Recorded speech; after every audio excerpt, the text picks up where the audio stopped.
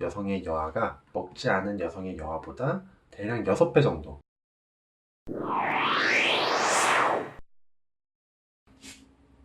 안녕하세요. 정세훈 약사입니다. 자, 오늘은 타이레놀이 주제입니다. 되게 오랜 시간 동안 아주 안전한 진통제로서 임산부들이 머리가 아프거나 혹은 열이 나거나 했을 때 많이들 사용되는 그런 의약품인데요.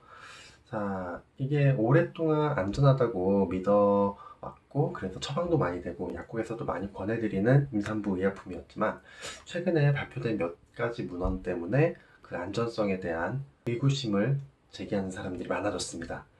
자, 어떤 문헌들이었는지 살펴보고 정말 안전한지, 안전하지 않다면 어떻게 타이레놀에 접근해야 할지 그걸 한번 알아보도록 하겠습니다. 네, 오늘 제목은 딸을 임신한 여성이 타이레놀을 먹으면 안 되는 이유. 시작해 볼게요. 임산부들이 약물을 사용할 때 참고해야 하는, 혹은 전문가가 임산부들에게 약물을 줄 때 참고해야 하는 그 임산부 카테고리 A, B, C, D, X 등급 이렇게 나눠져 있는 카테고리가 있어요. 그래서 쉽게 말씀드리면은 보이시는 대로 A로 올라갈수록 임산부에게 써도 안전한 의약품이고 아래로 내려갈수록 임산부에게 위험한 의약품이라고 할 수 있겠습니다. A를 보시면은 인부에 대한 적절하고 잘 조절된 연구에서 태아에 대한 위험성이 증명되지 않았다고 하고 있죠.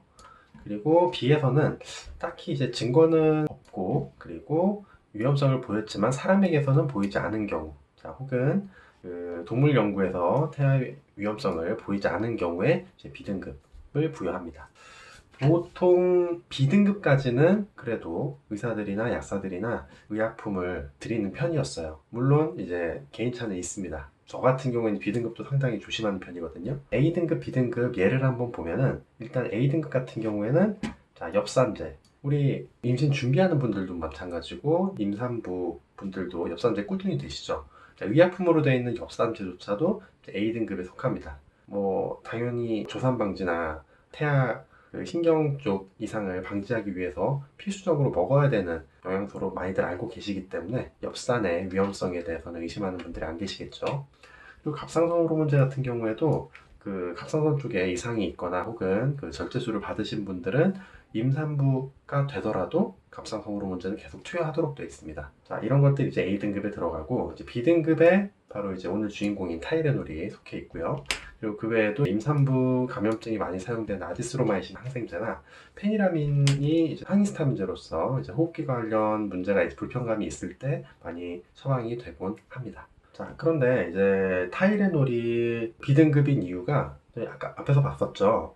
동물 연구에서 위험성을 보였지만 사람에게는 보이지 않은 경우에 이제 B등급을 받는데 동물 실험에서 실제적으로 타이레놀의 독성이 어느 정도 나타나긴 했습니다. 생식 독성 쪽으로 연구 결과들이 몇 가지 있어요. 그럼에도 불구하고 아직까지 특별히 과복용이 아닌 이상은 임산부에게 투여가 됐을 때 아이에게 눈에 띄는 그런 이상이 발견되지 않았기 때문에 여전히 B등급으로서 잘 처방되고 있는 약물이었습니다. 자, 그럼 어떤 게 문제였을까요? 자, 첫 번째 문헌은 ADHD와 타이레놀입니다. 임신 도중에 타이레놀을 먹었을 때 ADHD 위험도 증가와 타이레놀의 관련성을 연구한 문헌이에요. 자, 결과가 어땠을지 보겠습니다. 2,246명의 ADHD 환자를 포함한 11만 2,973명이 조사 대상이었어요. 상당히 대규모 조사였어요. 거기에서 이제 8일 이하로 타이레놀을 먹은 사람들은 ADHD와 관련성이 없었고, 이제 하자드 레이쇼라 그래가지고 이제 먹지 않은 사람과 8일 이하로 타이레놀을 먹은 사람의 발병률을 이제 비교를 한 거죠. 거의 1대1에 근접했기 때문에 별 차이가 없었다고 이해를 하면 되겠습니다. 그리고 29일 이상 사용한 사람들은 ADHD와 관련성을 보였어요. 그래서 하자드 레이쇼가 2.2, 그러니까 29일 이상 타이레놀을 먹은 사람들은 먹지 않은 사람보다 2.2배 정도 더 위험도가 높았다고 이해를 하시면 되겠습니다. 그리고 발열, 감염 등으로 인해 3, 4주 정도 복용한 사람들은 6.15, 상당히 높은 관련성을 보였어요. 이걸 보기만 해도 타이레놀 먹은 사람들은 먹지 않은 사람보다 ADHD를 가진 아이를 낳을 가능성이 높겠구나라고 쉽게 파악을 할 수가 있는데, 근데 이 연구를 해석하는 데 있어서 다른 시점이 존재하긴 합니다. 일단 컨트롤되지 않은 변수들이 여러 가지가 있어요. 그 중에 특히 가장 주요하게 생각하는 변수가, 자, 발열 감염으로 인해서 복용한 사람들이 위험성이 더 높았지 않습니까? 그렇다면 반대로 생각하면 이 발열 감염 자체가 ADHD 발병률을 높였을 수도 있다는 거죠. 질병 자체의 영향력을 무시할 수가 없기 때문에 무조건 타이레놀이 ADHD 발병률을 높인다라고 결론을 내리기에는 조금은 부족한 문헌이었어요. 하지만 이 다음 연구가 또 있습니다. 자, 임신 중 타이레놀과 언어 발달 지연과의 관련성을 확인한 문헌이에요. 2018년 초에 발표가 됐습니다. 754명을 대상으로 조사를 했었고요. 그리고 임산부 중 59%가 임신 8주 내지 13주에 타이레놀을 복용을 했습니다. 생후 30개월 무렵에 언어 발달이 있는지 없는지 검사를 했는데요. 임신 초기 3개월 동안 타이레놀을 6정 이상 복용한 여성의 여아가 먹지 않은 여성의 여아보다 대략 6배 정도 언어 발달을 보일 확률이 높았습니다. 그리고 주목할 부분은 남아에서는 타이레놀 복용과 언어 발달과의 관련성이 없었어요. 이게 왜 주목해야 될 부분이냐면요.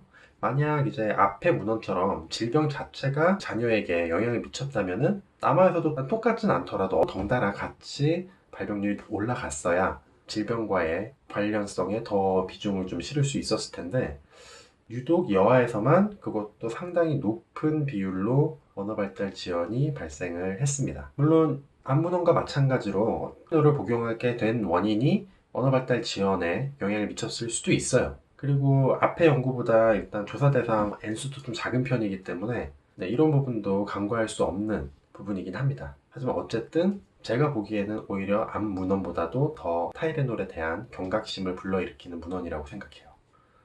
언어 발달이 평균적으로 보면은 이제 남아에서 좀 더 높게 발병이 되는 편이고요. 여아에서는 4.1% 정도, 그러니까 25명 중에 1명 정도 이제 발병을 하는 건데 이 비율을 4명 중에 1명꼴까지 높였다는 겁니다. 약간 무섭죠. 자, 한 리뷰 문헌이 있어요. 문헌 제목 자체가 아세타미노펜이 not safe하다. 프레그넌시, 임신 도중에. 자, 내용 중에 이런 문장이 있습니다. 장기간 타이레놀을 먹는 것은 위험하다. 하지만 타이레놀은 임산부와 아이들에게 가장 안전한 진통제이다. 아세타미노펜을 먹게 만든 원인 통증이나 발열 자체가 원인이었을 수 있다. 그러므로 무조건 먹지 않을 게 아니라 가능한 한 낮은 용량으로 짧게 복용해야 한다. 네, 제 생각과도 일치합니다. 진통제를 먹는 것 자체가 무조건 해결책이 될 수는 없습니다. 하지만 우리가 통증이 있을 때, 통증을 방치했을 때 오히려 그 통증이 더 심한 통증이 되고 그런 상황들을 막기 위해서라도 진통제 섭취를 무조건적으로 피하는 것은 바람직하지 않아요. 하지만 이런 경각심을 가지고 조심히 의약품을 사용할 필요가 있다는 거죠. 일반인 분들은 잘 모르는 사건이지만 의학계에서는 그 전설적인 임산부 약화 사고가 있습니다. 탈리도마이드 사건이에요. 물론 이제 타이레놀이 탈리도마이드처럼 정말 눈에 띄고 센세이셔널한 그런 문제를 발생시킬 가능성은 너무나도 낮습니다. 이렇게 예방할 수 있게끔 도와주는 문헌들이 발표되어 있고 여러분들은 지금 이 영상을 보고 계시잖아요. 더욱더 안전한 타이레놀 사용을 하시는 여러분들이 되실 수 있으리라 믿습니다. 네, 오늘 영상 여기까지고요. 아프지 마세요. 최대한 몸조리를 잘하고 아플 수도 있는 그런 가능성을 미연에 방지하는 것이 물론 가장 지혜로운 방법입니다. 어쩔 수 없이 아팠을 때는 최대한 안전하게 타이레놀을 사용하시는 임산부 여러분들 되시기 바랍니다. 네, 오늘 영상 여기까지고요. 오늘 영상이 도움됐다면 좋아요와 구독 버튼 부탁드리겠습니다. 감사합니다.